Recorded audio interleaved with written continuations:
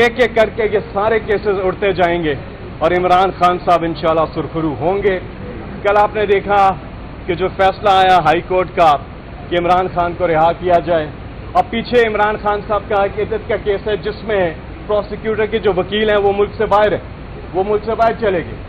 تو عدالت نے یہ ریٹن آرڈر دیا ہے کہ اگلی سماعت پہ یا تو وہ ویڈیو کال پر آئیں اگر نہیں آ سکتے, یا پھر اپنے ایسوسیٹ کو ای میل کریں اپنا جواب جو بھی ہے, اور عدالت نے فیصلہ کرنا ہے. وہ بھی کیس جو ہے اس میں بھی انشاءاللہ عمران خان صاحب اور بشرا بی بی دونوں رہا ہوں گے. وہ بریت کا کیس ہے, وہ ایکویٹل کا کیس ہے, اور وہ ایکویٹ ہو جائیں گے انشاءاللہ اس میں عمران خان بھی اور بشرا بی بی بھی انشاءاللہ. پیچھے سائفر کا وہ بھی آپ کے سامنے, آپ سب آتے ہیں صحافی حضرات وہاں پر دیکھتے ہیں پروسیڈنگز. وہ بھی کیس اڑ گیا ہوا ہے, ختم ہو گیا ہوا انشاءاللہ. اس میں بھی تقریباً 99% تو وہ ہو چکا ہے. اب ایک آدھا سماعت دو آدھا سماعت میں اس کا فیصلہ آ جانا چاہیے, پہلے آ جانا چاہیے تھے لیکن اب آ جائے گا, اور وہ کیس بھی ختم ہو جائے گا, اور انشاءاللہ عمران خان صاحب جلد رہا ہوں گے.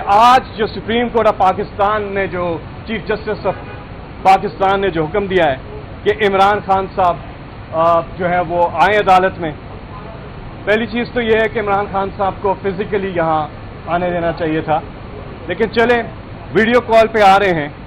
تو یہ قوم جو ہے وہ کہ یہاں کا موسم بدلنے والا ہے, یہاں کوئی آنے والا ہے, انتظار کی گھڑیاں ختم ہونے والی ہیں کہ ویڈیو اسکرین پہ عمران خان صاحب آئیں گے اس کیس کے اندر. اور یہ وہ کیس ہے جس کی پچھلی سماعت جو ہوئی تھی وہ آپ نے دیکھا کہ اس کو براہ راست نشر کیا گیا تھا سپریم کورٹ کے ویب چینل پر.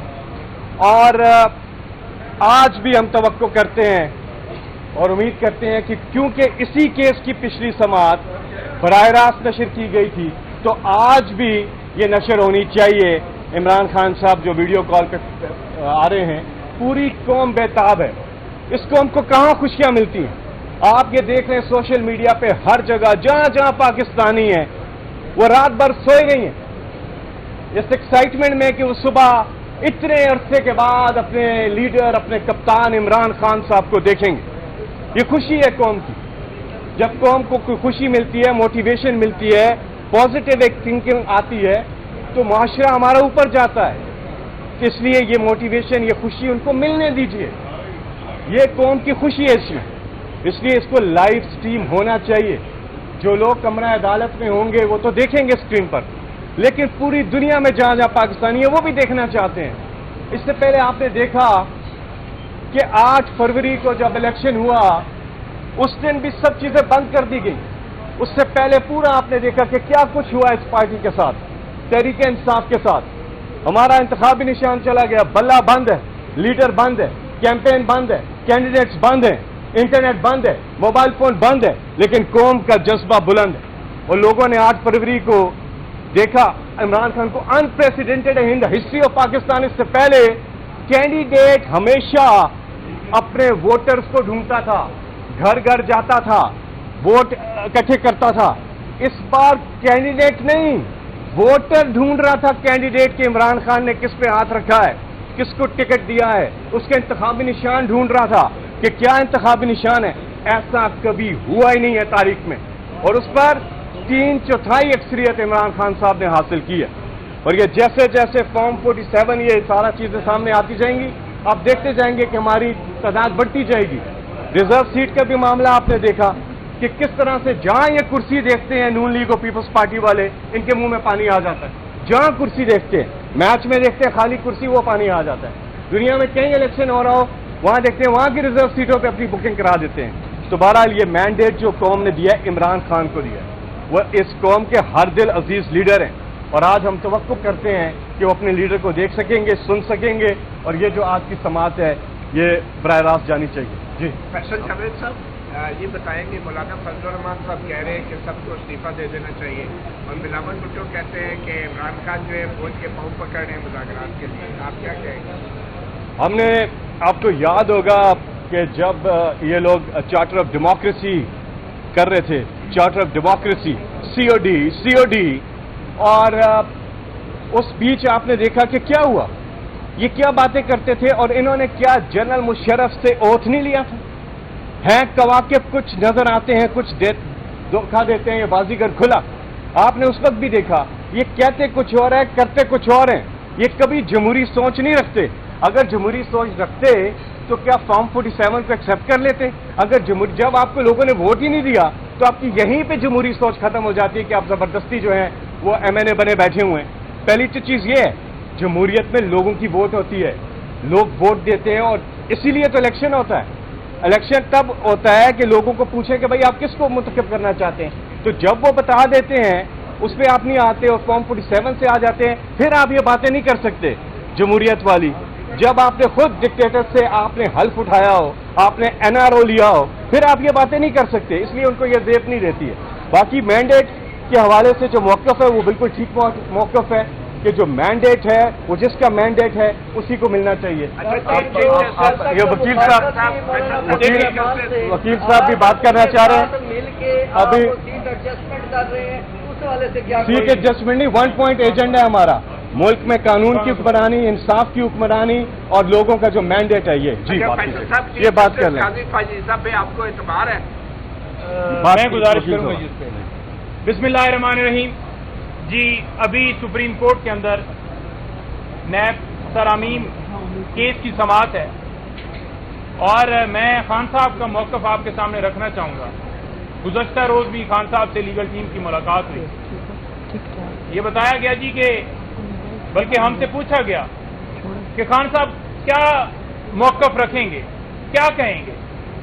तो खान साहब का बड़ा दो टोक मौक़िफ़ है।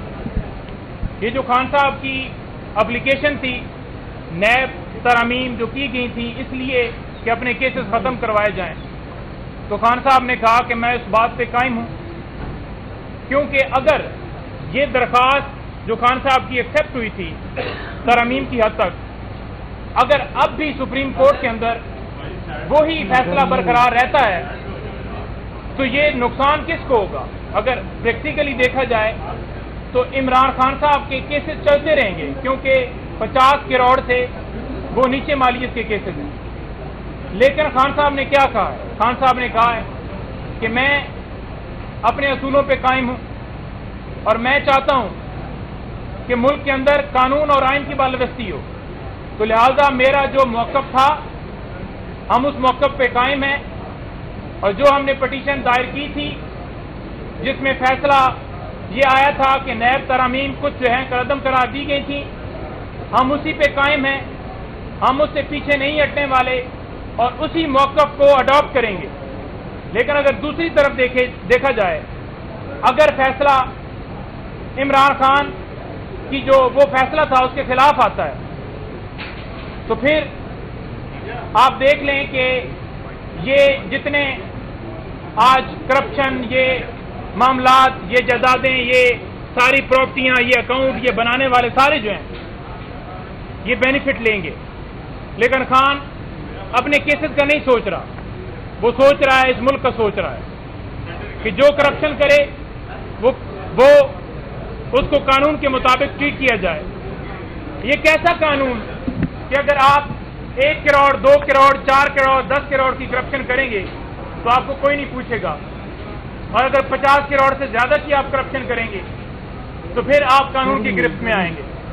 तो उनके केसेस कहाँ चलेंगे? सुप्रीम कोर्ट ने भी ये कहा कि वो जो 50 करोड़ से कम मालियत वाले केसेस हैं वो कहाँ पे चलेंगे। और फर्द वाहिद को ये फायदा देने वाले कानून, किसी की भी एक्सटेंशन हो या नैब तरमीम के जरिए अपने केसेस खत्म करने हो, तो हम पाकिस्तान तहरीक इंसाफ इसके ऊपर भरपूर मौक़िफ़ रखती है और इस बात की भरपूर तरीके से तरदीद करती है कि ये नहीं होना चाहिए। और सेकंड बात, आज शौकत खानम के जो डॉक्टर फैसल हैं उनकी सरबराही में आज पिम्स की जो टीम है वो खान साहब के और बुशरा बीबी के टेस्ट जो हैं वो करेंगे और आज जो है वो टीम इसके ऊपर जो है उसको जो परमिशन मिली थी उसमें हमें वहाँ से इत्तला मिली है कि वो टेस्ट किए जाएंगे। और थर्ड बात, लाइव स्ट्रीमिंग के हवाले से देखिए हमें इत्तला मिल रही है कि उनकी जो लाइव स्ट्रीमिंग है उसके ऊपर पाबंदी लगा दी गई है या वो नहीं दिखाया जाएगा। तो अब देखना ये है कि सुप्रीम कोर्ट किस हद तक अपने हुक्म की तकमील करवाती है। क्या जैसे पहले फैसले जो हैं ان کی بے توقیری کی گئی، چاہے وہ الیکشن 90 ڈیز کے اندر کروانے کا معاملہ ہو یا کوئی بھی معاملہ ہو، کیا اسی طرح کی بے توقیری جو ہے کی جائے گی یا اس کے اوپر امپلیمنٹ کیا جائے گا؟ ایک منظم کمپین کل چلائی گئی ہے، تمام چینل کے اوپر جتنے پی ایم ایل این کے، پیپلز پارٹی کے، یہ جتنا آج جو بینیفیشری ہیں، یہ سارے ایک منظم کمپین چلا رہے تھے۔ ایک تو جو جسٹس بابر ستار کے حوالے سے کہ اس نے کیوں کہا ہے کہ یہ کیسے ریکارڈنگ کی جاتی ہے، کیسے ویڈیو کیمرے لگائے جاتے ہیں اور کیسے لوگوں کے بیڈ روم میں گھسا جاتا ہے، اس سے پیچھے ہٹا جائے۔ تو ایک تو اس کے خلاف کسی کے موقف کے اوپر آ کر انہوں نے ڈیپینڈ کیا، اور دوسرا وہ کہہ رہے تھے کہ خان صاحب کی تصویر جو ہے وہ نہیں آنی چاہیے۔